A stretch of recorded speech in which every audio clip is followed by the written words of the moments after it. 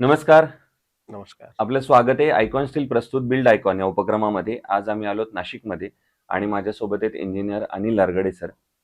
त्यांच्याबद्दल सांगायचं म्हणजे मागच्या ऑलमोस्ट 20-25 वर्षांपासून ते या क्षेत्रामध्ये अतिशय उत्तमरित्या काम करतायत आणि रेसिडेन्शियल, कमर्शियल, इंडस्ट्रियल, इन्स्टिट्यूशनल अशा वेगवेगळ्या प्लॅटफॉर्मवर त्यांनी या 25 वर्षांमध्ये काम केलेलं आहे. त्यामुळे त्यांचा आजपर्यंतचा अनुभव कसा होता, त्यांचे या क्षेत्राकडे बघण्याचे दृष्टिकोन काय आहेत, या सगळ्या संदर्भात आपण त्यांच्याशी गप्पा मारणार आहोत बिल्ड आयकॉन या प्लॅटफॉर्मवर. नमस्कार सर. नमस्कार. तर गप्पांना आपण अशी सुरुवात करूया थोडीशी तुमच्या शैक्षणिक पार्श्वभूमीपासून, की तुमची शाळा कुठली होती, मग कॉलेज कुठलं होतं आणि सिव्हिल इंजिनिअरिंग या फील्डमध्ये येण्यामागची प्रेरणा कोणाची होती? माझं जे काही शिक्षण झालं हं, हं. ते पूर्ण नाशिकमध्येच झालं. हं. माझी शाळा आदर्श विद्या मंदिर CBS नाशिक इथली आहे. त्याच्यानंतर मी गव्हर्नमेंट पॉलिटेक्निक नाशिक इथे माझा सिव्हिल इंजिनिअरिंगचा डिप्लोमा कंप्लीट केला. त्याच्यानंतर 2001 ला लगेच आम्ही कामाची सुरुवात केली. त्याच्यानंतर तुम्ही सांगितलं त्याप्रमाणे अनेक प्रोजेक्ट्स आमच्या हाताखालून गेलेले आहेत. बरोबर. मोरिया बिल्डकॉन आणि AK बिल्डकॉन या आमच्या कंपनीचं नाव आहे. याच्या अंडर आम्ही काम करतो. आमचं office Gangapur road Jehan circle इथे आहे. काम आतापर्यंत सांगायचं म्हटलं तर आतापर्यंत आम्ही अनेक कामं केलेली आहेत. त्याच्यामध्ये हॉटेल्स आहे, हॉस्पिटल्स आहेत, इंडस्ट्रियल आहेत, रेसिडेन्शियल आहेत, बंगलोज, प्रीमियम बंगलोज जवळपास 70-75 बंगलोज प्रीमियम 10,000 स्क्वेअर फुटाचे आम्ही कंप्लीट केलेले आहे.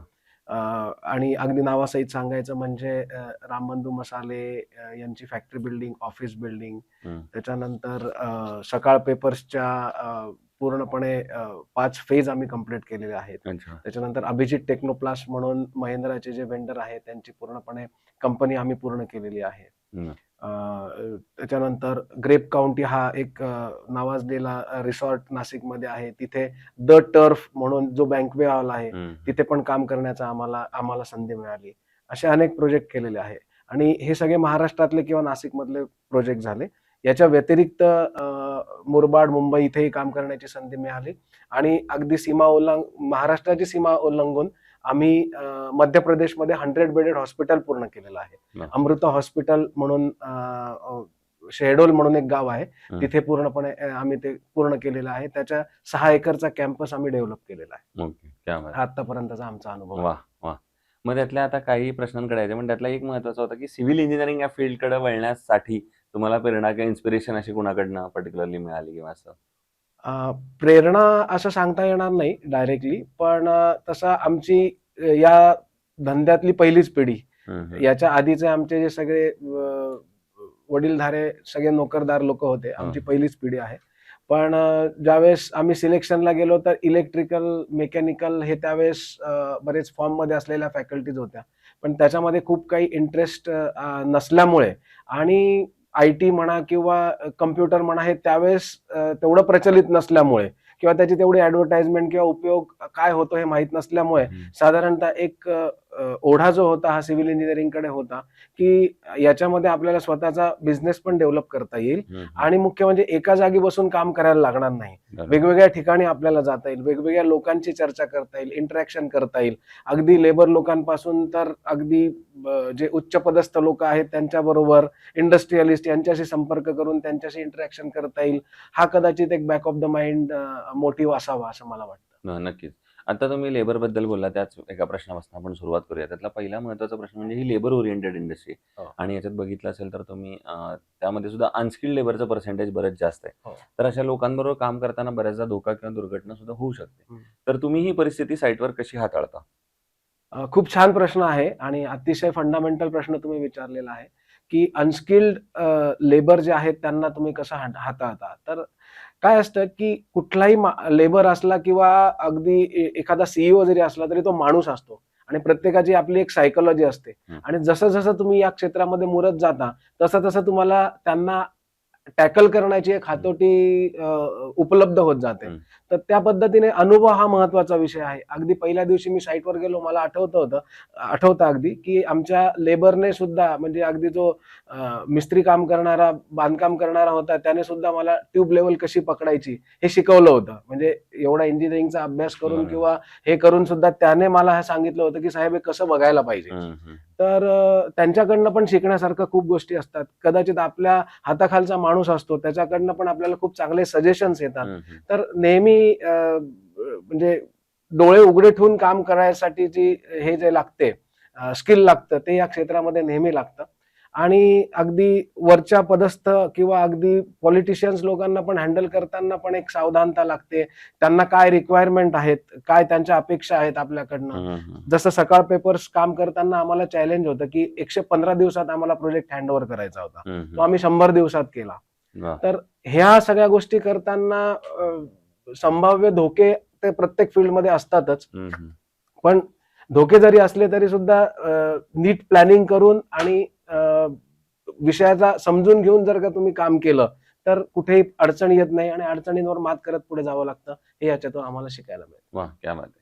आणखीन एक महत्त्वाचा प्रश्न म्हणजे पीएमसी म्हणजे प्रोजेक्ट मॅनेजमेंट हो. कन्सल्टंट चांगला नेमणं, अनुभवी नेमणं, हो यातला आणि रेग्युलर मधला काय फरक तुम्ही सांगाल? म्हणजे काय बेसिक फंडामेंटल आहे त्याच्यात? सर, अतिशय फंडामेंटल खूप फरक आहे की एखाद्या मोठ्या प्रोजेक्टवर पीएमसी नसणं आणि पीएमसी असणं, याच्यामध्ये तो प्रोजेक्ट कसा तुम्हाला आउटपुट देणार आहे याच्यावर डायरेक्ट इम्पॅक्ट आहे. बरोबर. पीएमसी ही जी आहे ही एंड प्रोडक्ट, म्हणजे जसं आपण एखादा बिल्डिंग तयार करतो त्यावेळेस त्याचं आपण एक 3D चित्र काढतो, तसं सर्व क्षेत्रातलं 3D चित्र हा पीएमसी वाला बघत असतो. मग त्याच्यामध्ये कितीतरी ऍस्पेक्ट आहेत. त्याच्यामध्ये ऍस्पेक्ट काय काय आहेत तर फायर फायटिंग आहे, प्लंबिंग आहे, HVAC आहे, बेसिक आर्किटेक्चरल स्पेसेस आहेत, लँडस्केप आहेत. या सगळ्या सर्व्हिसेसचं एकत्र चित्र जर सिंक्रोनायझेशन कोण करत असेल तर प्रोजेक्ट मॅनेजमेंट कन्सल्टंट करत असतो. आणि याची अपॉइंटमेंट जी आहे ही अगदी सुरुवातीपासून व्हायला पाहिजे. म्हणजे अगदी आर्किटेक्चर अपॉइंटमेंट पासून त्याची सुरुवात व्हायला पाहिजे असं माझं मत आहे. आणि जर का तुम्ही अपॉइंट नाही केला तर प्रोजेक्ट मध्ये जाऊन फसलेले सुद्धा आम्ही बघितलेले आहेत. सगळ्यात महत्वाचा विषय आहे की most of the project fail due to lack of estimate of anything, estimate of time, estimate of money, estimate of resources. या सगळ्या ज्या गोष्टी तुमच्या वेळच्या वेळी जर नाही झाल्या आणि या जर आधी प्लॅन नसतील तर तो प्रोजेक्ट पुढे जाऊन अडकतो. ओनरला फंड प्लॅनिंगला खूप अडचण होते. आणि बाकीच्या पण सगळ्या ज्या गोष्टी असतात, जसं सणावळामुळे आपल्याकडे लेबर रिसोर्सेस कुठल्या वेळात नाही आहेत, कुठल्या वेळात अवेलेबल आहेत. जसं होळीला आपले युपीकडचे लेबर कमी असतात, दिवाळीला महाराष्ट्रातले लेबर कमी असतात. या सगळ्यांचं प्लॅनिंग होणं फार महत्वाचं आहे. तर हे सगळं प्लॅन करून ज्यावेळेस तुम्ही, म्हणजे अगदी साधं उदाहरण देतो, तुम्ही ट्रिपला निघालेले आहात आणि तुम्ही प्लॅन ट्रिप केलेली आहे आणि अनप्लॅन ट्रिप केलेली आहे, याच्यामध्ये तुम्हाला जो काही डिस्कम्फर्टचा अनुभव आला ना, तोच मोठ्या प्रमाणावर या प्रोजेक्टसाठी आहे. वा, क्या बात आहे. आता एक जरा वेगळा प्रश्न आहे या सगळ्यापेक्षा, तो आहे की तुम्ही इथले मूळचे नाशिकचे आहात, पहिल्या तुम्ही म्हणता काम करताय वेगवेगळ्या क्षेत्रामध्ये, त्यामुळे तुम्ही क्षेत्र बदलताना पण बघितलंय एका अर्थानं आणि नाशिक पण बदलताना बघितलंय. त्या अनुषंगाने हा प्रश्न आहे की नाशिक जिल्ह्याच्या विकासाचं विजन एक इंजिनियर म्हणून जर तुम्हाला विचारलं तर तुमच्या डोळ्यासमोर कुठली क्षेत्र येतात ज्या क्षेत्रांवर आता प्रशासनानं काम करण्याची गरज आहे नाशिकच्या सर्वांगीण विकासासाठी? वा, खूप छान.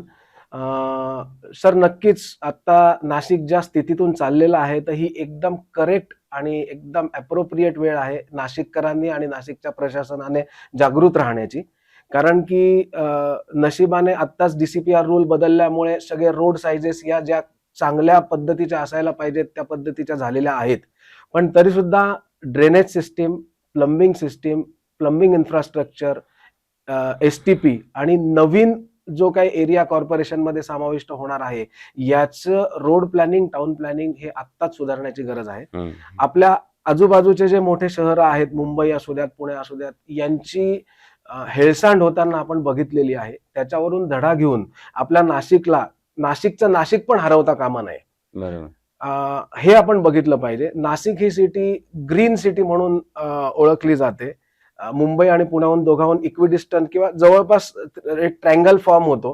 तर हा ट्रायंगल फॉर्म होताना ट्रॅफिकचा सुद्धा कुठे जास्त प्रमाणामध्ये अडसर तयार होता कामा नये, हे पण बरोबर. आपण आत्ता बघितलं पाहिजे. हे आत्ता आपल्या हातात आहे आणि याच्यासाठी फार मोठी पॉलिटिकल विलची गरज आहे. मग.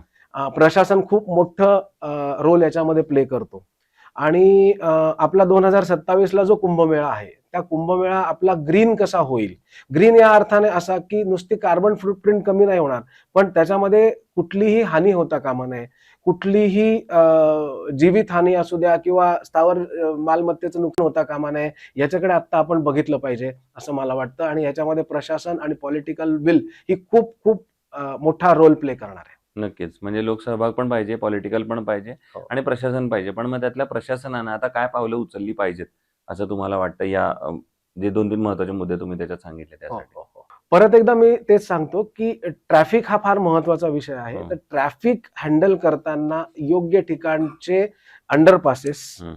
प्रॉपर सिग्नल, वन वेज हे हं. फार आत्ताच्या लेवलला प्लॅन करणं गरजेचं आहे.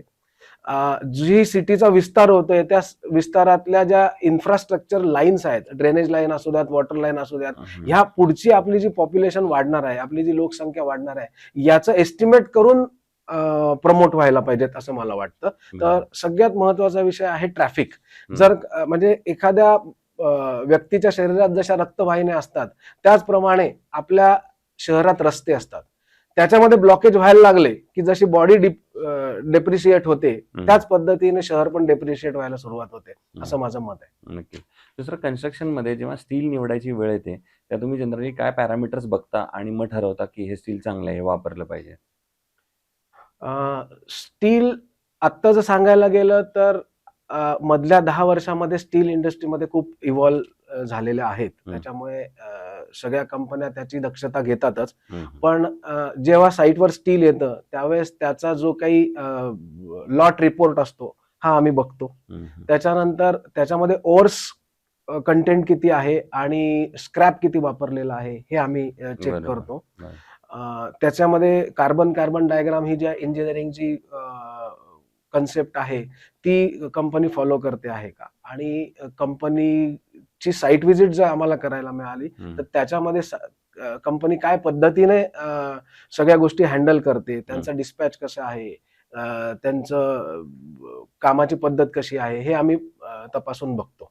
नक्कीच. आयकॉन स्टील यापूर्वी कधी कुठल्या प्रोजेक्टमध्ये वापरलं होतं का? हो, निश्चित. हं. आता आमचा अंबडला एक इंडस्ट्रियल प्रोजेक्ट झाला. हं. हं. अभिजित टेक्नोप्लास्ट. ज्याच्यामध्ये आम्ही मॅक्झिमम स्टील आमचं जे आहे हे आयकॉन स्टील वापरलं गेलेलं आहे. ओके. माझ्या हिशोबाने साधारणपणे 80 ते 90 टन स्टील जर वापरलं असेल, हं. तर त्याच्यापैकी 70 टन 65 ते 70 टन आम्ही आयकॉन आयकॉन वापरलेला वापरलं. आहे. आमचा अनुभव मग अतिशय चांगला आहे. ओके. Very good. आणि आता अगदी शेवटचा प्रश्न ते म्हणजे या क्षेत्रामध्ये आता जे नवीन तरुण इंजिनिअर्स येत आहेत, फ्रेशर्स येत आहेत, तर त्यांना तुम्ही काय सल्ला द्याल या क्षेत्रात येण्यापूर्वी? तुम्ही खूपच छान प्रश्न विचारता. हाही खूप छानच प्रश्न आहे. हं. नवीन जे तरुण येत आहेत त्यांनी पहिली गोष्ट तर आपल्या फील्डची एक वेगळी खासियत आहे. आपल्या फील्डमध्ये सिव्हिलमध्ये तुम्ही प्रोजेक्ट किती कंप्लीट व्यवस्थित करता, त्याच्यामध्ये किती इन्व्हॉल्व होता हे महत्वाचं आहे.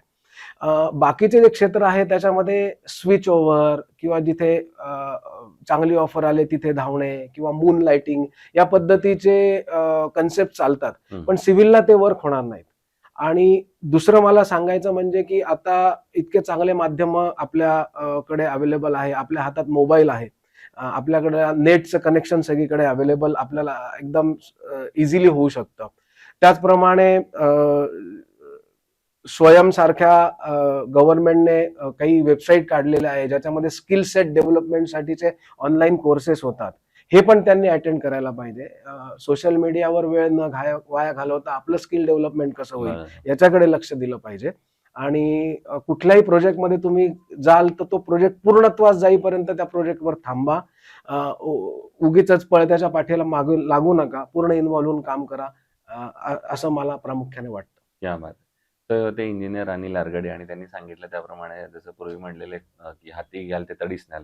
त्याप्रमाणे जो प्रोजेक्ट तुम्ही घ्याल त्याप्रमाणे तो वेळेत आणि त्याच दर्जानं तो पूर्ण होईल याची जर तुम्ही काळजी आधी घ्या आणि त्याच्यानंतर पुढच्या मल्टिपल प्रोजेक्ट्स भविष्यात येणारच आहेत तुम्हाला. त्यामुळं त्या संध्या कायमच तुमच्या आयुष्यात येत राहणार आहेत.